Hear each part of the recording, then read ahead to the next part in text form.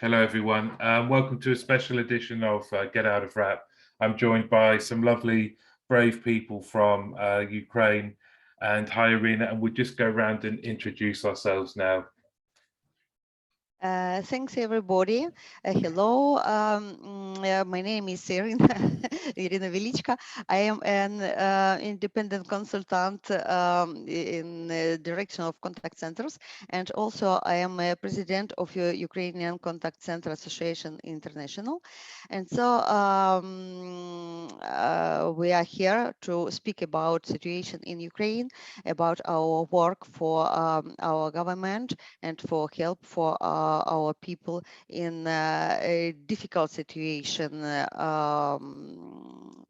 with war, and how we can help for our people in this war. Thank you. Iryna. Hi, everyone.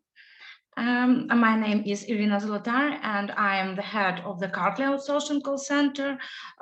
We work now with very difficult calls, and we try to help everyone in our country, but now we really need to help too. Thank you. I hope we can. Yeah, it's my turn. Hello, Yes. everyone. My name is Bogdan Kochovoy, and I am owner of call center Zenko. We outsourcing, and before the war, we have 3 offices in Ukraine and about 150 employees. And one of the biggest office it's in city Sumy.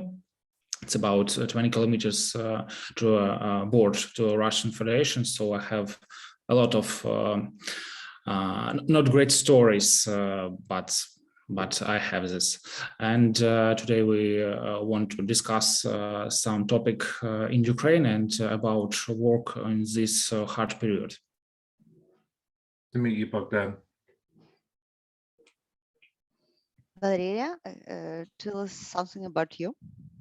Yes. Hi, everybody. My name is Valeria Kitz, and now I am operator hotline in Ukraine, and I help our people as much as I can. Thank you. Directly at land. Nice to meet you. Nice to Iryna? meet you too. Hi, my name is Alina Dorosh. I am here as a sister and as a help to Iryna Velchyko, and I will just help with translation if it's needed today. Thank you very much. And not last but not least, we have Neris.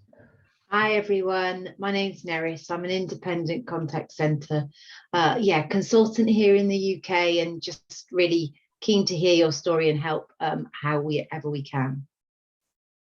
And thank you, Neris. And maybe to start, we all work in contact centres, but for us in the UK, it's hard to imagine what it's like for you to still be working and to try and turn the contact centre into something helpful. Can you share what it's been like for you the last 40, 50 days? Maybe I will tell something about total situation. When the war started, a lot of people tried to call it different lines of government contact center to ask what can they make in such situation. And the quantity of such calls increased terribly. But many people, also agents of such contact centers, must come out from their flats and go in the other cities or even countries, you know. So situation in government contact centers was terrible because not enough quantity for agents for answer for such calls.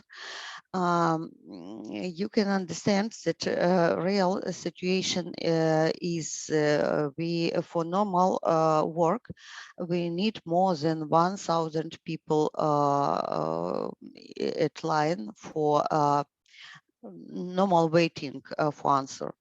But it's the start of in the start of the war, the government contact center has near 40 persons, not more. After some time, we decided that we must help in any cases in such situation and tried to find agents. First of all, we started work without money because you know that, in the period of war, the main work make by volunteers. But you know the war is passing, and as far as we understood, it will not finish tomorrow or next month or maybe this year. So we can't work as volunteers for all time. That's why we tried to ask about possibilities to receive money for people who work in this line. Really, some of people who work with government contact centers receive money as an agents of government contact centers, yeah. But some outsourcing contact centers works in different rules. Some of them simply use volunteers. Some of them working and some of money put in the work for own people for this humanitarian lives. And some contact centers work with money which we are trying to receive across donors, yeah. But we understood that it's not normal for a long time, because usually people can in the first moment, in the first first information about war, yes, they are ready to give some money, but they are not ready to give money for all time, for every day, yeah. So now we want to tell a lot of thanks for people who help us in the first days, people who help us to work for our people who tried to receive any information about the possibilities in this difficult period. Really, it was a huge help, but even with this, we didn't receive enough quantity of agents, because we has maximum 500 people, but it's only half of needed quantity, yeah. In any cases, it really very important, because you will listen later different stories which we listen at this line for every day. So now we want to tell again thanks people who donated for us and help for this period, and we would like to discuss possibilities to continue our work, because really it's very important for us, the war not finish it, and we must understand how can we work more longer and more effective. Thank you, Iryna. It's my opinion total. So now we can listen stories from our contact centers. Yes, please do. Let's maybe I try to tell my little story, how it started, how we work now, and how it was this day. The entire staff of my call center is about 150 employees, including the admin staff. Now we stay in Vinnytsia, it's central Ukraine, and now we work from Vinnytsia. Even when it's missile attack and air raid alarms, our staff, my operators, still sit and work. It's not safety to be in work because one of the missile strike that hit our city Vinnytsia, it was not far from one of my offices. But from the very first day of the war, we decided to not go to work. We decided to stay home because it was safety to my operation, for their family, their children. They must be together and live at home. Till that day, until today, we still work with these calls, with help to another people who really stay in more terribly peace and cities than central Ukraine. For example, Kharkov, or for example, near Kiev, or for example, Sumy, where Bogdan's operation worked till now. It's very hard, really. It's hard for operator, not because safety and not because bombs and missile attacks, because it's very hard calls and it's very terrible story, and it's more hard to speak with these people and cannot help him at this time, at this moment. I don't know now or maybe later, I try to write real calls. My operator was more difficult for my operator. So, I would like to wrote it. Yeah, I Yes, would. of course. If it's now, it will be okay. Yes. I do it now. Maybe it later. I would like just a second, because I write. It's really difficult for me. Just a second, I try to start. There is example, of course, we receive on the humanitarian aid line every day. Every day there are thousands of them. Most of them are the verge of life and death. And it's not just calls, it's not just advice, it's help to save a person and to survive in this moment. They are heartbreaking and the psychologist's pleasure, really. But this is our reality, and this is how people of my country live today. And we really need to share it with all the world. And I think it's very important to all over the world, everyone know what happened today and for what cause we must work every day. For example, first call. I asked my call center operator what calls were most difficult for them, and this they answered. An old lady from the occupied village near Gostomel, it's near Kiev, not far from Kiev, called. She cried into the phone. There was a child with her, 8 years. She has a vascular syndrome. If she doesn't take medicine in time, the seizures begin. There was only one pill left, only one. She asked urgently to help with medication. No pharmacy was working in this city, in this town.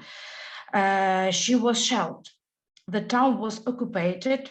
There was no corridor, humanitarian corridor, to left the town. The woman was in despair, begging for help. It's, for example, one call. It's 1,000 calls, the same. But it's, I thought, more hardest. For example, another, a woman called from Bucha. I thought, you know what this means, Bucha. She reported that she watched from the window of her house as the Russian military at this time when she called were walking around her neighbor's yard. And this time when she called, smashed windows and doors in the neighbor's house and catch and slaughtered chicken. Neighbors managed to escape. The woman was very scared. They were with children in the house. They did not know where to go and how to flee. They hid in the cellar. And she called to us, to my operation, and asked what she should to do. It was Bucha when the Russian soldiers was in the Bucha. I'm sorry, it's Okay. hard, yeah. What is the average age? How old are your agents? My operator? Средний возраст какой? About like me. It's young girls and young boys. It's not older. I thought 25, 32 years, not old. Yeah, not old. Not old. Young. Yeah. These calls that you're telling us about and the situation that they now find themselves in is it's unimaginable, and they're very young. You talked about the psychological damage and stress that it's creating for them. Just to go back to early February, with what type of calls were these agents taking at the beginning of the year for your operation? What type of things were they, what service were they taking calls on then? В начале войны, о чем And first, in the beginning, it was Kharkiv. It was a lot of calls was from Kharkiv city, and I have a lot of calls from Kharkiv city. It was all older lady, older man and woman who stay in his house and couldn't go around the house, but on house was massive attack, and they have no eat, have no water, and couldn't even go somewhere. They stay on that flat in the corner maybe and call. And I have few call from Kharkiv. If I can, I will read. An elderly woman who was barely walking called from Kharkiv and said that her elderly neighbors had dead people. There were 2 elderly people in one apartment. One person died during the bombing. It was not injury, probably from horror, and continued to lie next to the living. It was necessary to pick up them deceived. The situation was similar in the second apartment. It's calls from Kharkiv, for example. And when they're ringing your telephone number, it's all over. It's on TV, it's on humanitarian. Как будто электричество работает, свет работает. There is electricity. Yeah, when it's electricity, they watch TV. Our old woman and man watch TV. Yeah. And it's a government telephone number, is it? Yes. It's a difficult humanity lines, but it's a government. Yeah, of course, it's a government. It's not our call center or another call center. We work only with government, and it's government hotline. And you must know that our government has some lines with different directions, but if a person can't to receive an answer in one number, this person tried to call another. Yeah. So really we have some lines, but really each of this line work is answer for all questions. And right to answer. These calls would be difficult for operators in a normal situation, but in a situation where they are frightened as well and your country is under attack, it must be, I can't even imagine how difficult it is.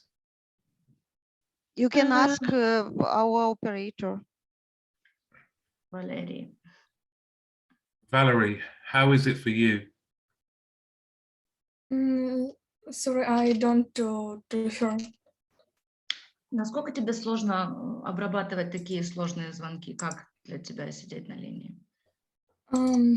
I have some experience with work on hotline, so I don't think that it is very hard, very difficult, but if this is volunteer is people who didn't work on hotline at last, it is very difficult. And many people who work with me, they need some help when they work. And sometimes I want to help to my friends with who work with me, and other people maybe too. I want to tell that Valerie works with more easy questions because she worked previously with a question of evacuation people. Not so. It's harder too, really. Can you say about evacuation, Valeria? It hard too. I can, for example, talk about one of the calls. For example, once a woman called, she was in the war zone. She said that her city has been under the shelling of several days. Also, she had 4 children. It is small children, maybe 2 years, 3 years. And I heard how children were crying on the background, and mother was trying to calm them down. She wanted to leave her city. Her husband didn't let her leave with small children because he was thinking that it is better to die in their own place than to go somewhere. So about evacuation in general is not an easy process. In one of calls, a man said that evacuation buses from Melitopol or Mariupol, I don't remember, in buses were children of various age, women, old people, and these evacuation buses had been standing at one of the checkpoints of the occupiers for 3 days. People managed to go through half of the way, after which they were stopped in the middle of the field by occupiers, despite the arranged green corridor. So people didn't have any water, any food, any medicine with you, and they called to our line and asked what we do. It's hard to hear. It's amazing work you are doing. Bogdan, how is it? What stories do you have? It's my turn. As I mentioned before, we have one of the biggest office in city of Sumy. It's about 20 or 30 kilometers to a border with Russia. So in the first day, they tried to capture the city, but they failed thanks to our army. But now we have in the next crossroad about our office, we have a burned out some war vehicles of Russian, and in the first week it was the main task of company. It's to call every employees, every management, and asked, is it okay with you, and where are them? In this office, I had about 80 operators, and about 20 people remained in the city. And they, after 1 week, they start working this hotline, and they work it now without some heating or water. And they continue to be a volunteer on this project. It's what support them. About something stories I can add that my ex HR manager in Kiev, I'm from Kiev, she helped to bring some stuff in a Bucha or Pen and help with evacuation people, and she was shut down maybe in a second week on the war. When she go to Bucha and bring some food for dog and pet, to the pets that still be in this city, and now I have about 150 employees, and maybe 65 people now work on this line, and the left and the others are in different cities or in different countries, so they cannot help, they cannot work. And about support, due to this war in Ukraine, many qualified person were left without work, and I think it will be easier with your help to fix this problem. You can help find some project you might have maybe, and this way we can give jobs to these people, and also all company in Ukraine that were able to continue working gives the profit to the needs to the army, or for example for recovery some cities. And with this project you can not only support Ukrainian, but you give the work, but also support the society, because we have this we share profit to needs to army and needs to our government. So now we have our office is closed. All of people work from home, and maybe that's all what I can say. It's very helpful, and it's very powerful to hear your stories, because before the war, the Ukraine contact center industry was very successful, very modern, was a good destination for outsourcing activity from other countries in Europe. We are meeting this week, me, Neris, and some other people from England, the UK contact center. How can we help? What things can we do? What would help you?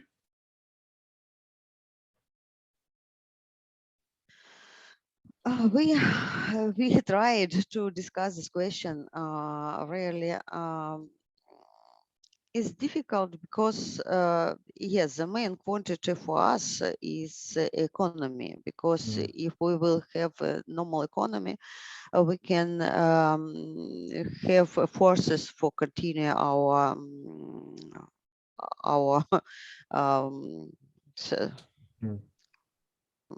сопротивление. Resistance. Resistance, Yes. yeah. And it's a question, how can we can work with our economy. I know some contact center absolutely destroyed. You saw some pictures, yeah, of our contact centers. Some contact centers not work or work particular because business not work or work very, very slow. So really, I think the good situation would be to receive some projects from different countries. As in India, which received a lot of money very quickly when it started to work with outsourcing contact centers. You know that Ukraine has people with has multi-language population. We really have a lot of people with different languages, and especially now when a lot of our people live in different countries, most of them are now studying languages of countries where they are. So they very quickly they can work with hotline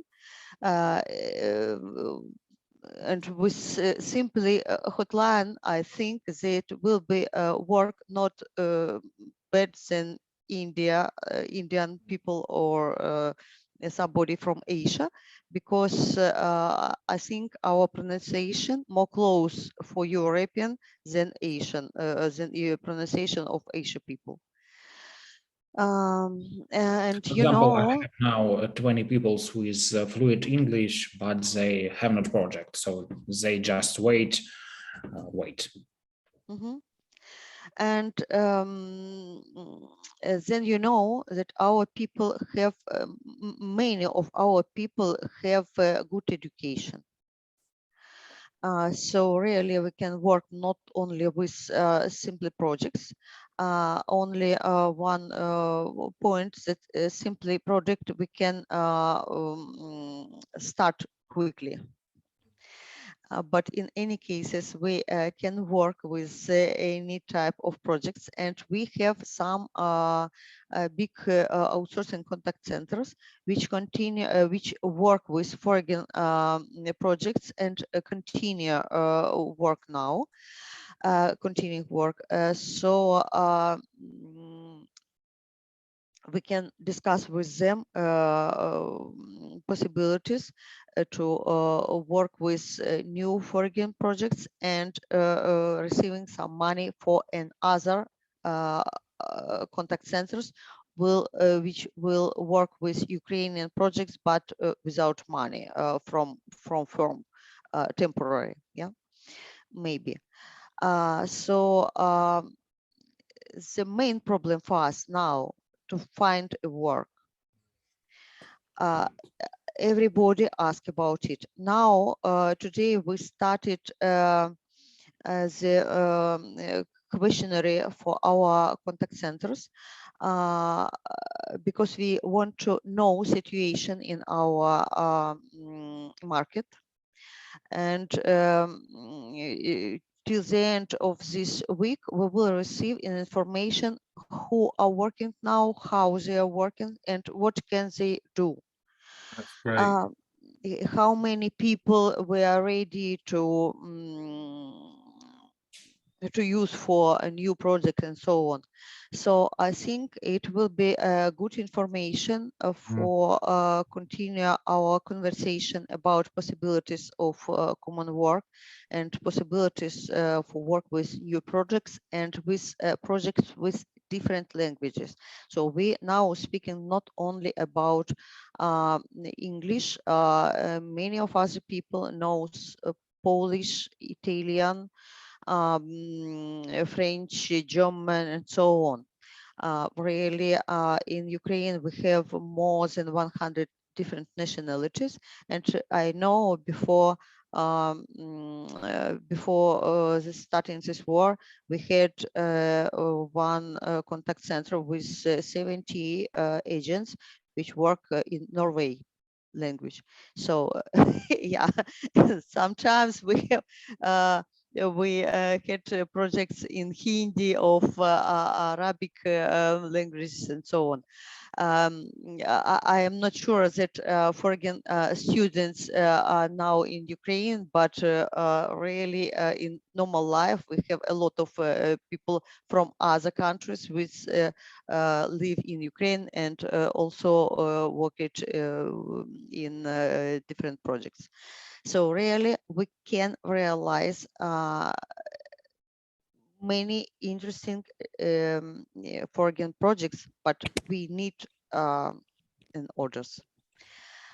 So we are ready to speak, discuss, and with different people who maybe try to start work, and maybe they can start and tell to other about how they work with Ukrainian, and maybe it can be a PR, because this company work with Ukrainian outsource for helping Ukraine. Yes. Maybe it's the main idea. Maybe Iryna and Bogdan can tell more, but it's the main our ideas. Yeah. I want to tell that we are businessmen. We people who are used to create it, and now it's very difficult for us just ask for help, especially about funding.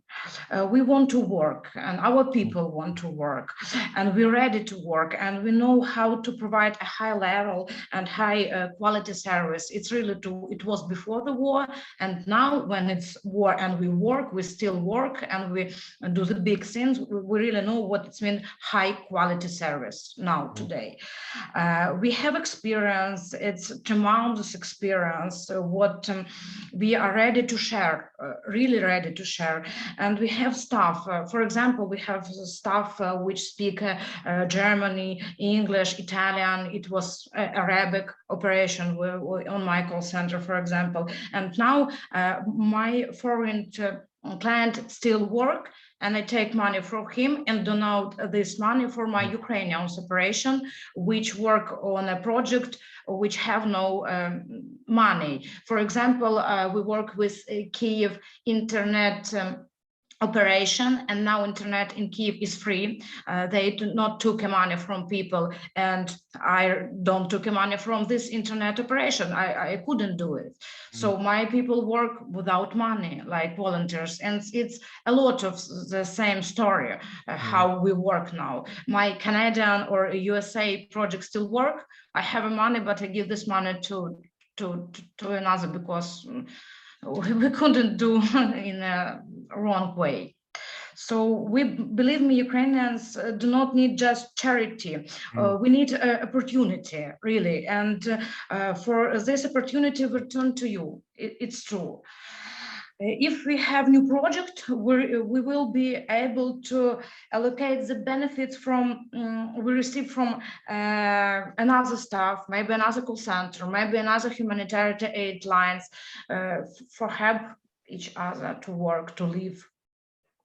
So. I love the phrase opportunity, not charity, because we very much respect your professionalism and your competency, and want to work with you more than just funds and donation. You have very skilled operators and who could provide a great service, and the other benefit is that it helps you in your resistance.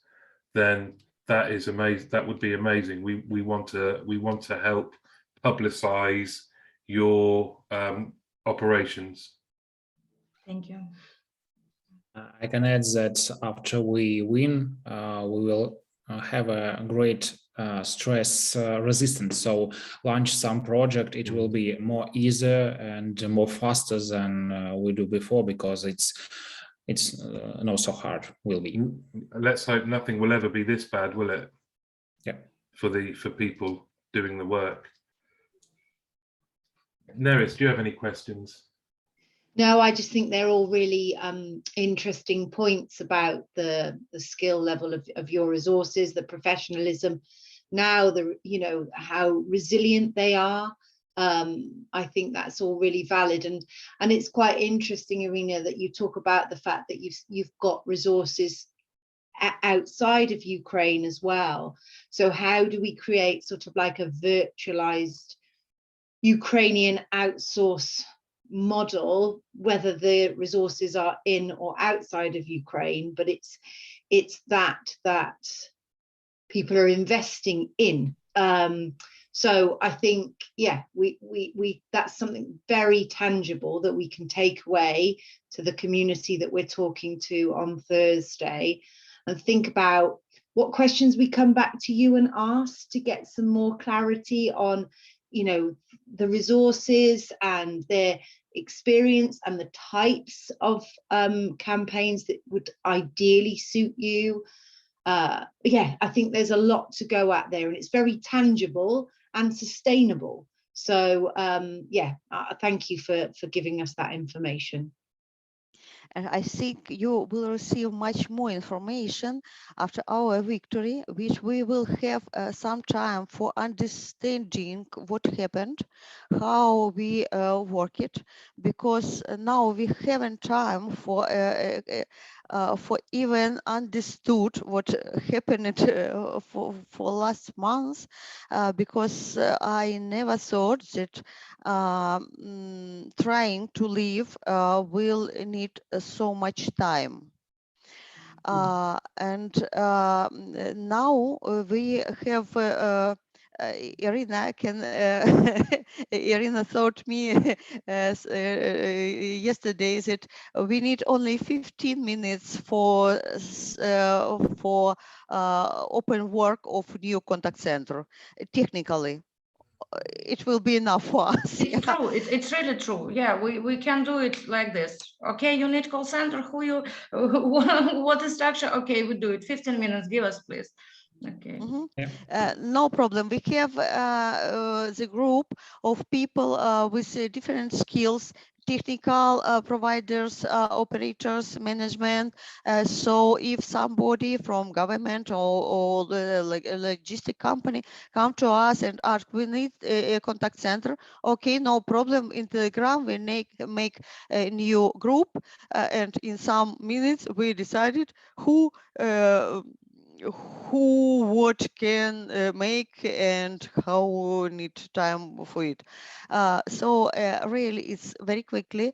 It's and really I think after our work we will think absolutely in different way with existing customer experience. I think that really opinion about quality about quality management will change. Will crucial change for my country, absolutely. Maybe all over the world also, because we see that a lot of questions which those were very important some months ago, now absolutely haven't, it's absolutely not important now. Now we are interested in other things and in other information and so on. So after our victory, I think you will receive a lot of new information, maybe about the new life of contact center, which can use without places, without borders, without limits of languages and so on. Without sleeping, without sleeping, Iryna. Yeah. Without nervous. Yeah. speed in company.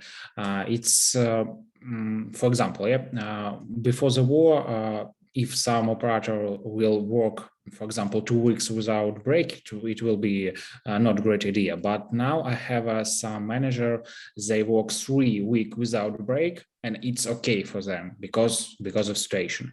So speed in company it's increase, and it will be helper and better when we will victory сохранить эту скорость, как бы, правильно? Save the speed. Save the speed. Save the speed of work. Yeah. Uh-huh. And next question about security on contact center work. It's a very important question, especially in the time of war. Especially if you know that war prefer to know everything about you. Yeah. Mhm. Yes, you are doing an amazing thing. And I think, did you mention that you're collecting information of all of the contact centers, number of operators, what business, so that we can help share this message to generate work and projects?